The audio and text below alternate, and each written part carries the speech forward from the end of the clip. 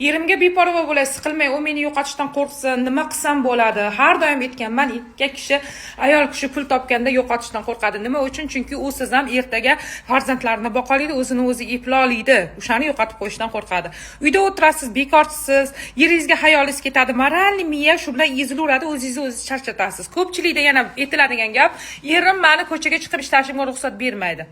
Moviy maktab bor, sizlarga tavsiya qilyapman, kollaboratsiya ham qilganman, pastga opisiyaga ham yozyapman. Shunda o'tasizlar, saytlarda like bosib, kommentariy yozib, oddiy amallarni bajarib pul topasizlar.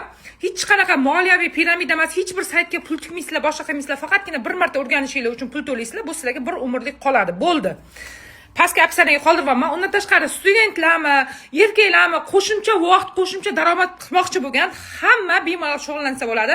Qaynanangiz kuni bilan telefonda o'tirasiz, kelin desa, men pul topibman oyijon deysiz. Mazza qilib telefonda o'tirib ham soqqani qilasiz.